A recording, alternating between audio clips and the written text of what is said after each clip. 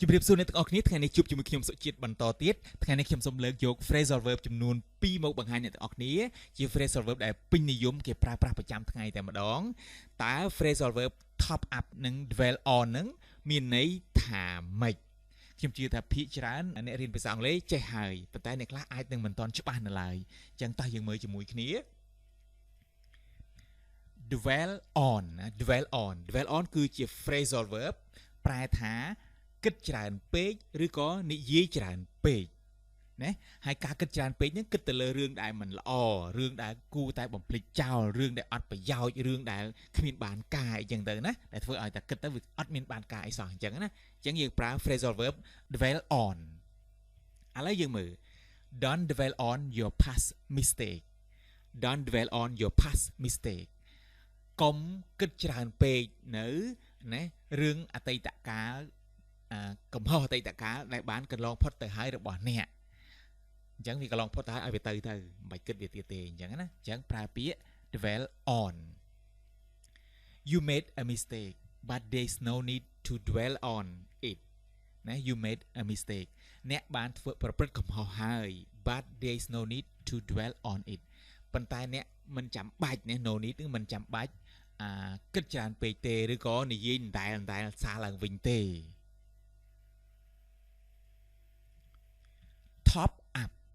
top up ខ្ញុំជឿថាមានអ្នកចេះច្រើនណាស់ជាពិសេសគឺមានន័យថាបញ្ចូលទូរស័ព្ទណា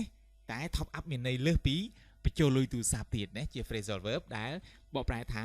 ថែមឬក៏ចាក់ថែមឬក៏បន្ថែមអាចជា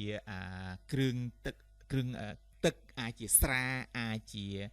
ចំណូលអាចជាអីផ្សេងទៀតអញ្ចឹងទៅណាមួយទៀតគឺបកប្រែថាបញ្ចូលលុយឬក៏បន្ថែមលុយណាអាចបញ្ចូលលុយក្នុងទូរស័ព្ទអាចបញ្ចូលលុយក្នុងធនាគារអាចដាក់លុយសម្រាប់គម្រោងណាមួយ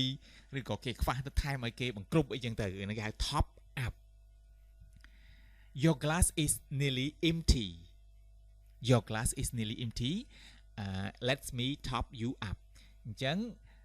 កែវរបស់អ្នកណាកែវរបស់អ្នកស្ទើរតែអស់ហើយឬក៏ជិតអស់ហើយណា nearly empty ហ្នឹងជិតអស់ហើយ let me top you up ចាំខ្ញុំចាក់ស្រាឲ្យឬក៏ចាំខ្ញុំចាក់ទឹកឲ្យឬក៏ចាំខ្ញុំចាក់តែឲ្យណាទៅតាមស្ថានភាពដែលយើងកំពុងតែញ៉ាំស្រាមានន័យថាចាក់ស្រាឲ្យឬក៏ចាក់ស្រាថែមឲ្យបន្ថែមណាឲ្យបានច្រើនជាងមុនបើសិនជាយើងកំពុងញ៉ាំតែមានន័យថាចាក់តែឲ្យអញ្ចឹងទៅណា Would you like me to top your drink Would you like me to top up your drink តើអ្នកចង់ឲ្យខ្ញុំចាក់ស្រាឲ្យអ្នកទេឬក៏ចាក់តែឲ្យអ្នកទេណាចាក់បន្ថែមណាអូខេ